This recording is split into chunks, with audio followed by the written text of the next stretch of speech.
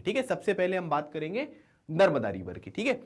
तो नर्मदा रिवर जो है वो अमरकंटक से यहां पर निकलती है, ठीक है। अमरकंटक मतलब आप ये पचमढ़ी वगैरह जो है वो आपने सुना होगा, बहुत अच्छा टूरिस्ट स्पॉट है। तो अमरकंटक से जो है वो नर्मदा रिवर जो है वो आपको यहां पर देखने को मिलती है, ठीक है। अमरकंटक बेसिकली यहां पर क्या है कि ये मैकाल हिल्स है, ठीक है। मतलब आप ये कह सकते हैं कि नर्मदा रिवर जो है ये मैकाल हिल से आपको यहां पर निकलती हुई दिखाई देंगी, और आप ये कह सकते हैं कि इसकी जो टोटल लेंथ है वो 1312 किलोमीटर आपको देखने को मिलता है, ठीक है। तो आप यहां पर ये देख सकते हैं कि ये जो पूरी की पूरी यहां पर नर्मदा रिवर है ये अमरकंटक माउंटेन से यहां पर निकलेंगी, जो कि मैकाल हिल्स में आपको देखने को मिलेगा, और 1312 किलोमीटर लगभग इसकी यहां पर लेंथ है, ठीक है। अब उसके बाद ये क्या होता है कि ये वेस्ट डायरेक्शन में जो है वो फ्लो करती है ना, वेस्ट डायरेक्शन में फ्लो करेगी। किसमें फ्लो कर रही है? रिफ्ट वैली में फ्लो करती है। अब देखो एक बात समझो आप कि क्या होता है कि आप सभी को पता है कि टेक्टोनिक प्लेट्स हैं, है ना, ये जैसे टेक्टोनिक प्लेट्स हो गई आपकी, है ना, यहां पर एक टेक्टोनिक प्लेट्स है, ठीक है। अब इनके बीच में यहां पर क्या होगा कि अगर ये इनकी डायरेक्शन जो है वो एक इस डायरेक्शन में जा रहा है, एक इस डायरेक्शन में, है ना, तो क्या होगा कि जो प्लेट्स होंगी ना उनके बीच में क्या होगा, फॉल्टिंग यहां पर क्रिएट नहीं होगी, है ना। उनके बीच में क्या होगा कि जब दो प्लेट यहां पर मिलेंगी तो इस तरीके से यहां पर जो है ये आपको फोल्ड बनता हुआ दिखाई देगा, है ना। जैसे मान लीजिए कि इसको अगर मैं ऐसे जोर लगा रहा हूं, ठीक है, इधर से भी जोर लगा रहा हूं तो ये ऐसे उठेगा ना, तो यहां पर क्या होता है कि एक फोल्ड यहां पर बनता है, ठीक है। लेकिन अगर मान लीजिए कि यहां पर एक प्लेट इस डायरेक्शन में जा रही है, एक प्लेट इस डायरेक्शन में जा रही है, ठीक है, ये इधर जा रहा है, ये इधर जा रहा है, तो अब यहां पर क्या होगा कि ये फॉल्ट यहां पर क्रिएट होगा, ठीक है। क्या क्रिएट हो रहा है? फॉल्ट क्रिएट हो रहा है। हमें एक बात ये ध्यान रखना है, टेक्टोनिक प्लेट्स मतलब क्या होती हैं, जो शरीर जो यहां पर धरती है ना, धरती के अंदर अलग अलग तरीके की प्लेट्स हैं, है ना, मतलब चट्टाने हैं। क्या होता है कि समय के साथ उन चट्टानों में, उन रॉक्स में जो है वो मूवमेंट होती है ना। दो प्लेट्स हैं वो एक डायरेक्शन में मूव कर सकती हैं या ऑपोजिट डायरेक्शन में मूव कर सकती हैं। जब दोनों एक डायरेक्शन में मूव करेंगी तो क्या होगा, इस तरीके से फोल्डिंग यहां पर क्रिएट होगी, है ना, जो मैंने आपको ये दिखाया। हिमालय कैसे बना है? ऐसे ही तो बना है ना, जब ऐसे मिला है तो वो ऊपर उठ गया है, और एक बार क्या हो सकता है कि वो दूर दूर जा सकती हैं, तो दूर दूर जाने से क्या हो गया कि ये जो है ये आपका फोल्डिंग यहां पर क्रिएट हुआ।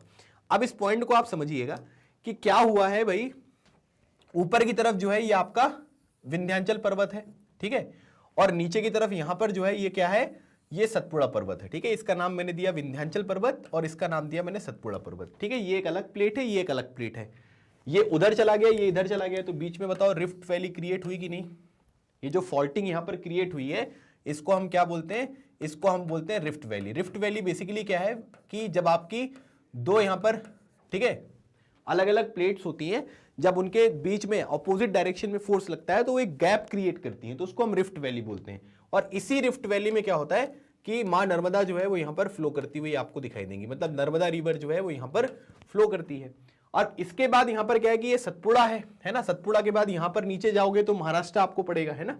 तो महाराष्ट्र अगर आप देखोगे, जैसे ये मध्य प्रदेश है, इधर गुजरात आएगा, नीचे महाराष्ट्र आएगा, तो यहां पर क्या है कि यहां पर दूसरी आपको जो है माउंटेन्स देखने को मिलती हैं। तो अब इनके बीच में क्या हुआ है कि इनके बीच में जो है एक रिफ्ट वैली यहां पर क्रिएट हुई है, तो इसके बीच में भी जो है एक नदी बहती है जिसका नाम क्या है, जिसका नाम है तापी रिवर, ठीक है। तो ये सब क्या है, ये रिफ्ट वैली क्रिएट हो रही है। रिफ्ट वैली मतलब जो अलग अलग प्लेट्स होती है ना उनकी ऑपोजिट डायरेक्शन में मूवमेंट हो रही है, जिसकी वजह से एक फॉल्टिंग क्रिएट हो रही है, फॉल्ट क्रिएट हो रहा है, और वो जब फॉल्ट यहां पर क्रिएट होता है तो रिफ्ट वैली बनती है। और इधर से ही क्या होता है कि फिर आपकी जो रिवर वगैरह है अमरकंटक, ठीक है, जो आपको देखने को मिल रहा है, वहां से जो रिवर है वो ओरिजिनेट होती है और इधर की वेस्ट डायरेक्शन में आपको फ्लो करती हुई दिखाई देती है, ठीक है। तो नर्मदा रिवर की कुछ ट्रिब्यूटरीज हैं, जैसे तवा हो गया, दूधी हो गया, हथनी हो गया, है ना, शक्कर वगैरह, ये सब जो है ये इनकी कुछ ट्रिब्यूटरीज आपको देखने को मिलेंगी, ठीक है।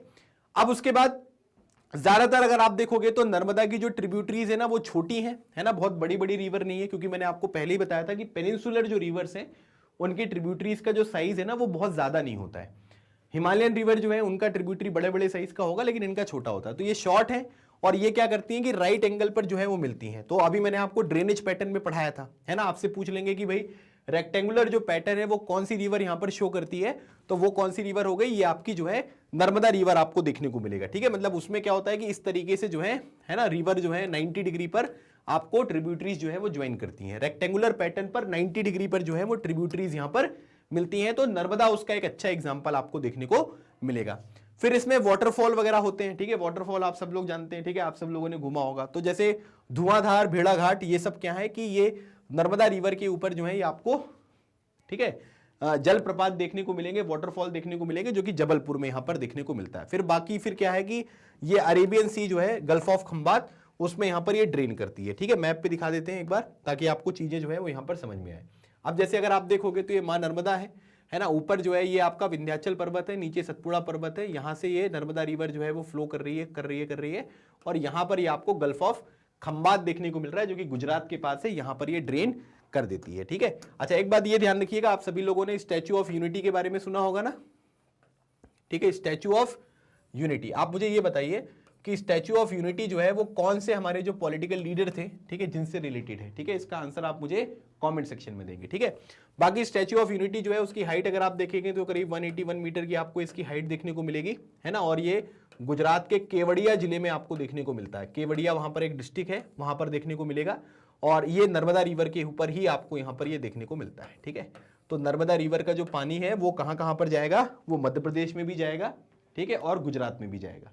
ठीक है, उसके बाद ये आपको कुछ इंपॉर्टेंट चीजें हैं जो यहाँ पर आपको ध्यान रखनी है, और कहाँ कहाँ पर ये पानी आपको देखने को मिल रहा है ये भी आपको यहाँ पर पता होना चाहिए। ठीक है, तो आप ये देख सकते हैं। बाकी इसमें कई सारे ये जैसे तवा हो गया है ना, शक्कर हो गया, ये सब है। इंदिरा सागर डैम वगैरह भी आपको देखने को मिलेगा, सरदार सरोवर डैम आपको देखने को मिलेगा, है ना। तो ये पूरा का पूरा जो है ये अलग तरीके से जो है ये आपको पूरा रीजन देखने को मिलता है जहां पर ये रिवर यहाँ पर फ्लो करती हुई आपको दिखाई देती है। ठीक है, तो थोड़ा आपको ये पता होना चाहिए कि कहाँ कहाँ पर किस तरीके से होगा। ठीक है, जैसे अगर आप देखोगे महेश्वर वगैरह है ना, काफी अच्छा टूरिस्ट स्पॉट है, ये आपको देखने को मिल रहा है यहाँ पर, है ना। फिर उसके बाद बरगी डैम वगैरह, है ना। तो ये सब आपके सिलेबस में नहीं है, बस वो तो क्या है कि मैप में दिख रहा है चीजें, तो मैंने आपको एडिशनल यहाँ पर बता दी हैं। आपके सिलेबस में बस इतनी चीजें हैं जो आपको देखने को